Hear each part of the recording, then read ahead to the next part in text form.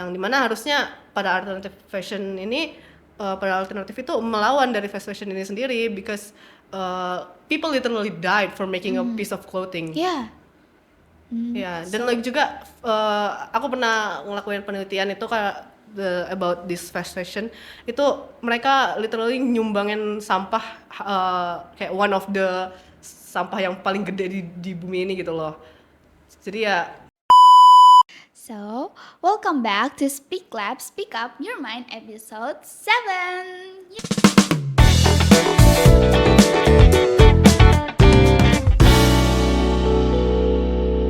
So, in today's episode, we're gonna talk about fashion.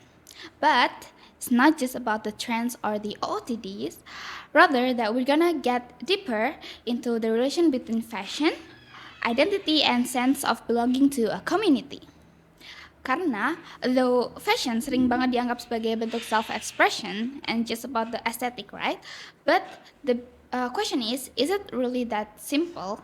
Is it that we dress to impress to express who we truly are, or to impress other people, or because we want to feel like we belong in a certain community or group? So today we're gonna unpack from alternative fashion, the subculture, to the rise of scanner culture and aesthetic trend on social media. And to talk about that with us, we got a very special guest today. You may introduce yourself. Okay, hi everyone.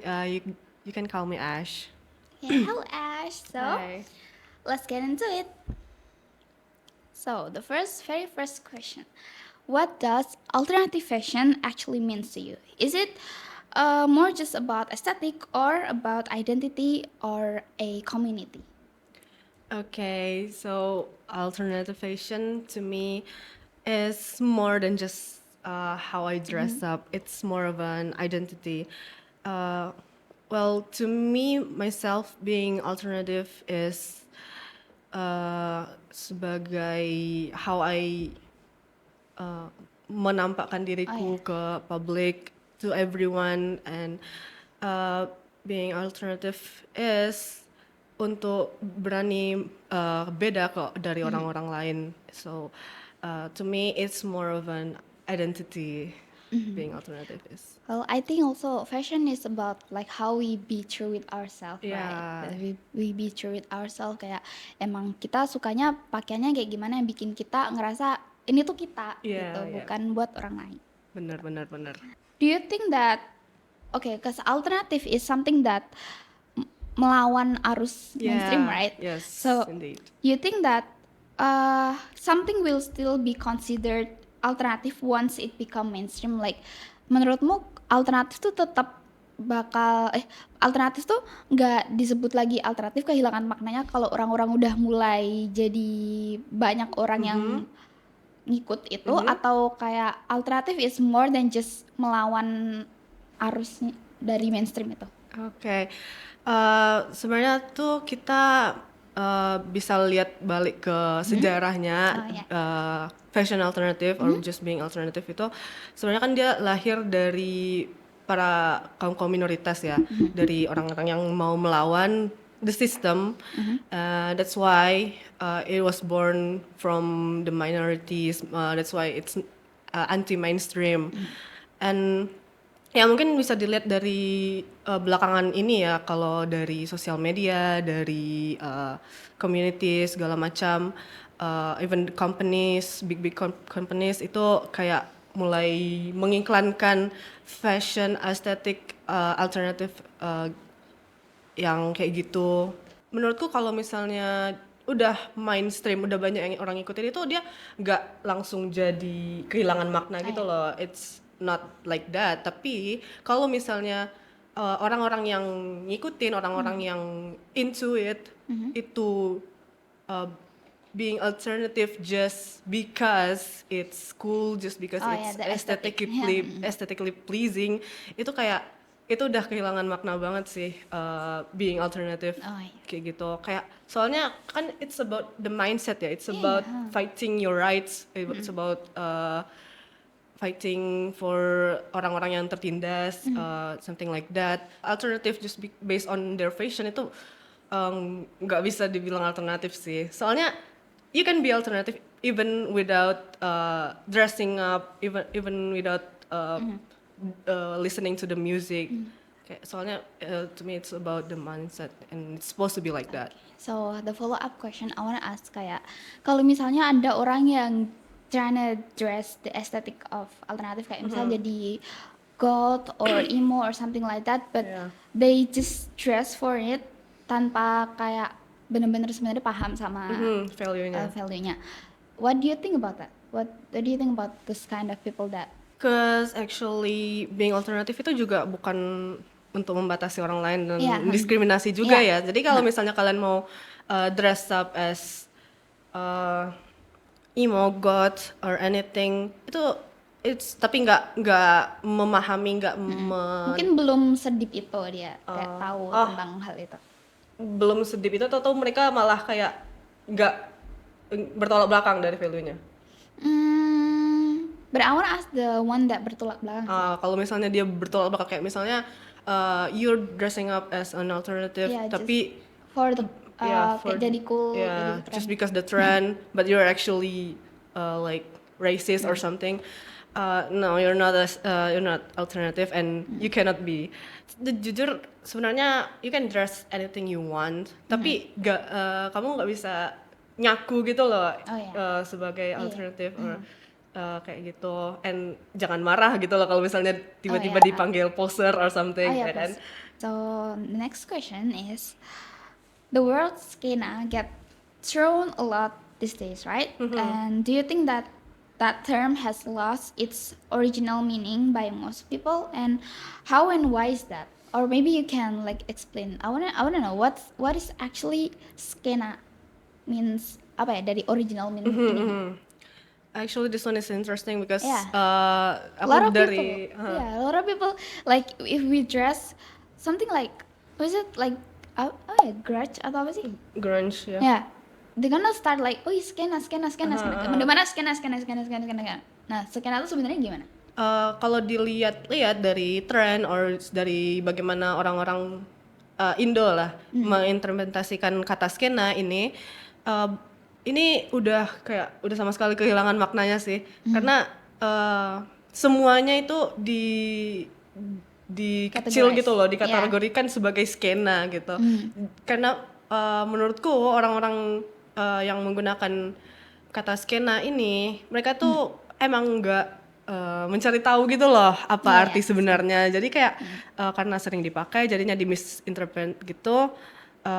Jadinya semuanya dipanggil skena, kayak even god, grunge, emo, itu kayak semuanya diperkecil jadi satu. Menurutku ini agak berbahaya aja sih kalau kita keep misusing this term buat bukan ngatain, maksudnya kayak menyebut categorize someone's aesthetic. Soalnya kan setiap subculture, setiap culture itu punya sejarahnya masing-masing ya. Dan juga ada kayak apa sih khasnya masing-masing. Bener, mau dari fashion, mau dari musik gitu, mereka punya ciri khasnya masing-masing. Jadi kalau kita mereduce semuanya itu jadi satu kata aja, itu kayak udah meng-erase gitu loh semua sejarah-sejarah yang udah pernah dicatat sebelumnya. So actually khasnya skena apa emang kalau misalnya? Kalau dari subculture-nya sini tuh biasanya they wear vibrant color gitu, yang kayak ada stripe-stripe-nya gitu, kamu tau gak sih? Yang kayak pakai kandi, kayak kandi yang gelang banyak gitu, and yang rambutnya rada emo gitu loh, rambutnya emo. And biasanya tuh kayak kalau seringnya tuh warnanya tuh warna pink, warna hijau yang terang benderang gitu. Oh itu malah kayak justru malah aslinya scene itu beda banget sama yang skena. Karena kayak aku ngelihat orang-orang di mana-mana kayak skena tuh biasanya orang-orang yang completely most of itemnya tuh black loh. Karena kalau dari penjelasan kamu kan berarti kayak they still have like such a vibrant color and hairstyle something like that, kayak ciri khas hairstyle. Yeah. Soalnya juga aku sering lihat itu orang-orang bilang skena itu kayak yang pakai style street fashion gitu loh. Padahal street fashion itu Uh, aku kurang tahu sih kalau yang soal ini is it alternative or not because aku juga nggak begitu mendalami ke situ. Tapi yang aku tahu itu tuh originate-nya tuh from black culture. Oh, Yeah. okay. So is yeah, the very big question is, yeah, I think you already answered it, but maybe you can memperdalam lagi. Is fashion is political, and how fashion is something that political? Fashion is political, of course, apalagi yang alternatif ini ya, cause ya aku udah bilang sebelumnya lagi kalau alternatif itu awalnya tumbuh dari kaum-kaum minoritas, kaum-kaum yang tertindas, itu ingin memerangi kelas gitu kan, karena being alternatif itu emang untuk kita berjuang untuk mendapatkan hak-hak yang harusnya kita dapatkan, dan juga anti discriminative dan juga being inclusive juga. Jadi kita you cannot be someone that is racist or homophobic or anything yang kayak mendiskriminasi kaum-kaum lain ataupun apalagi minoritas itu. You cannot be alternative if you are that kind of person. It's totally political. And kalau misalnya kalian ada nih yang rame, aku lihat belakangan ini di sosial media tuh mereka ngaku punk tapi mereka pro pemerintahan, tapi mereka homophobic. Terus kayak mereka keluar di sosial media kayak kok orang-orang pada marah sih, aku pro pemerintah terus homophobic gitu, padahal aku tapi aku punk gitu. Dan you're not supposed to be like that because justru seorang punk itu mereka yang nggak melawan against pemerintahan gitu kan, being anarcho, terus juga inklusif kan seperti yang aku bilang lagi. I wanna ask, like, maybe people still kind of confused, like, cause it's just fashion. Like, how can pakai sesuatu tuh bisa jadi apa ya, sebuah kayak perjuangan gitu loh? Or did they do something, or did they ada menjadi representasi di suatu forum apa terus pakai item apa buat ngelawan atau gimana? Gimana maksudnya? I don't know, kan fashion tadi dipakai buat like represented minority dan to apa ya, memperjuangkan hak mereka. How can fashion jadi alat buat memperjuangkan hal itu? Gimana ya, kalau itu kan ini alternative fashion juga banyak ya subculture-nya, dan they have their own parts gitu kan. Kalau aku kasih contoh aja deh, gitu. Kalau misalnya dari pertanyaan kamu tuh kayak yang di Jepang, itu mungkin kamu tahu soal gyaru. Oh ya, gyaru. And it has lots of apa ya, kayak tipe gyaru juga. Gyaru itu juga sebenarnya one of the subculture dari alternatif ya kan. Dan dari sejarahnya gyaru itu sendiri, dia tuh nggak muncul tiba-tiba, because Jepang itu negara yang sangat misogynist dan juga you know lah gimana mereka treat women. Jadi gyaru itu muncul dari para wanita-wanita yang mau terbebas dari tekanan dari semua demands orang-orang to be the perfect woman. Jadi ya kan kalau di Jepang itu kayak mereka beauty standardnya tuh kayak kulitnya putih, rambutnya lurus, hitam, rambutnya terus manis, kayak sopan santun or something like that. Jadi para gyaru ini di situ mereka mencoba melawan gitu loh, dari penjara misogyni negara mereka sendiri, for being melawan beauty standardnya. Jadi mereka start dressing up yang kayak beda dari yang lain gitu kan, beda dari orang-orang.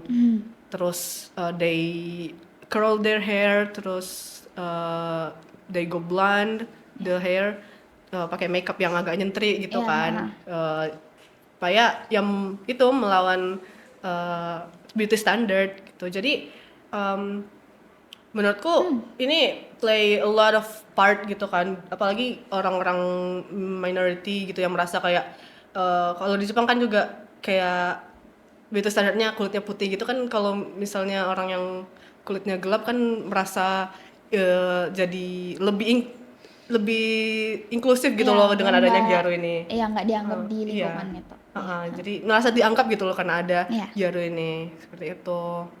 That's really cool, cause aku jadi lebih tahu juga tentang Gyaru dan Iya. culture itu.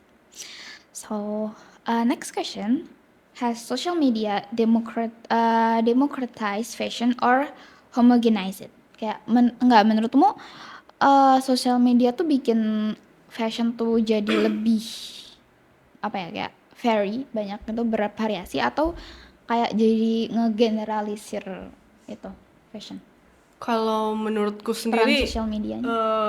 dua-duanya sih. Oh, ya. Itu So, kind of depends on the people. it depends on the person actually. It depends on the people. Because to me, social media, internet, everything is actually a good thing karena bisa nyebarin informasi ke orang-orang kan. Jadinya orang-orang yang belum tahu tentang hal ini tuh jadi tahu segala macam. Di sisi lainnya tuh sosial media itu malah ya itu menggeneralisir ini apa ya itu alternative fashion ini kan, the information. Karena gimana ya, kalau dilihat dari sekarang tuh kan orang-orang juga semuanya tuh bergerak dengan cepat, dan juga people just want to follow the trends without knowing what's inside, knowing what it really means gitu. Menurutku orang-orang should just read the history, baca-baca sejarah, kayak baca anything about the thing that you want to know about gitu loh. Karena Getting curious. karena kalau enggak itu ya ini jadi kita mengurangi value, mengurangi artinya dari sebuah culture gitu loh. Dan juga karena itu ya, karena dia trending di sosial media gitu, jadinya malah banyak big company, big corporation, apalagi fashion itu yang kayak mereka tuh malah mengkapitalisasi estetiknya alternative fashion ini gitu loh. Jadinya kan harusnya yang dimana para alternatif ini mereka melawan para kapitalis, itu malah jadi sasaran gitu loh. Iya, malah mereka yang mendukung para kapitalis ini, karena kalau aku dilihat-lihat kan misalnya biasanya people like punk atau grunge gitu kan, kalau kita lihat dari bajunya kan kayak wah, dia dapat bajunya dari mana sih, kayak kok bisa gitu sih bajunya gitu kan, because mostly they do it themselves gitu loh, DIY gitu. Jadi kayak biasanya tuh Mix and match mix and match, atau enggak kayak ya di bajunya tuh di upcycling gitu kan. Atau mereka kayak they literally made it from scratch gitu. Tapi karena trending dan people mulai malas maybe that gitu also kan. cause mereka cuma ngelihat estetik yang nggak bener-bener paham, jadi kayak ih mau deh yang kayak gitu. Iya kan, bener. Jadinya yang ada kan itu nambah demand ya untuk para big corporation, dan ya karena itu demandnya meningkat, jadinya para company-company ini ya mengeluarkan pakaian-pakaian yang kayak gitu. Sedangkan yang mereka keluarkan itu adalah fast fashion, yang dimana itu bisa merusak bumi dan juga nggak etis ya dalam pembuatannya, yang dimana harusnya pada alternative fashion ini pada alternatif itu melawan dari fast fashion ini sendiri, because people literally died for making a piece of clothing. Ya, dan lagi juga aku pernah ngelakuin penelitian itu kayak about this fast fashion, itu mereka literally nyumbangin sampah kayak one of the sampah yang paling gede di bumi ini gitu loh. Jadi ya kalau kamu dukung ini fast fashion, dukung corporation yang membuat baju-baju yang ya seperti itu kamu sama aja nyumbangin kayak sampah. Kamu nggak mendukung alternatif sama sekali. Like that. Like enak ya. Sebenarnya emang tergantung dengan orangnya masing-masing ya cara menggunakan sosial media secara bijak. Cuman ya gitulah. I think also social media right now is make people that want to be perceived as different, not really want to be different, but just wanna be seen as, oh dia tuh beda, dia kayak gini, dia kayak gitu. Right. So my last question, in the end, if no one could see your outfit still, like kalau gak ada seorang pun yang bahkan mungkin bisa ngeliat outfit kamu, would fashion still matters for you? Of course it still matters for me because fashion ya sebenarnya kan kita kan aku pakai fashion ini kan sebagai untuk sosial juga ya, dan juga walaupun nggak ada yang lihat itu, at least I myself itu yang ngeliat gitu, because mostly juga we dress up or me dressing up itu kan buat kepuasan pribadi, and it's totally okay. Jadi ya it doesn't matter to me kalau misalnya nggak ada orang yang peduli, or just orang-orang malah kayak mencibir or something, atau malah sama sekali nggak ada yang lihat itu, it doesn't matter to me. It's still something that I like. It's something that makes me happy. So I can dress up for myself. So it doesn't matter for anyone, but it does matter for ourselves, our own self. And I really think that everyone should think like that, because kayak gak usah peduli dengan apa yang orang bilang, just be yourself. And just wear whatever that makes you comfortable. Cause I think kayak kalau mau jadi alternatif tuh kadang susah buat, apalagi maybe in this country. Gimana? Maybe it's kind of hard in this country, cause maybe when you dress code, people kayak pengikut Dajjal gitu. I don't know why. I found like sound in TikTok, and someone that dress like God or something like that is like be perceived as someone that Satanis, something like that. But wait, I just got a question then. But kalau kayak alternative fashion yang kayak gitu tuh gimana sih, apa ya, kayak maksudnya? Is it like something that related to satanic something, or why do people see that as related to ke hal-hal yang kayak satanis gitu? I wanna know like dari sejarahnya. Kurang tahu ya. Because I don't think there's any correlation between alternative fashion and satanism. Because itu kan kepercayaan pribadi orang-orang ya, apalagi kalau misalnya kayak spiritually gitu kan. Aku rasa nggak ada hubungannya dengan cara people dress up, dan mungkin dari cara orang menilai yang bilang itu kayak satanis itu mungkin karena mereka nggak tahu aja sih. Itu kan mungkin kayak ngelihatnya mirip kayak hantu lah atau gimana. Aku juga sebenarnya the color palette is kind of dark, so they assume. Iya kan, kalau misalnya yang gelap-gelap gitu kan, yang menyeramkan itu kan dikait-kaitkan dengan yang gothic gitu, maksudnya kayak hantu or ya semacam seperti itulah. So for the very last, I wanna what do you wanna say to someone that wanted to dress kayak be honest with themselves dan dress kayak apa yang bikin mereka ngerasa nyaman, tapi still feel scared that people gonna judge like in the public maybe. Buat kalian sih, to me, aku juga pernah ngerasain kayak gitu, like being scared I think dijudge. Someone that start doing it feel that thing. For me it's just do it. Jangan takut, gak usah pedulin kata orang lain, because they don't know anything about you.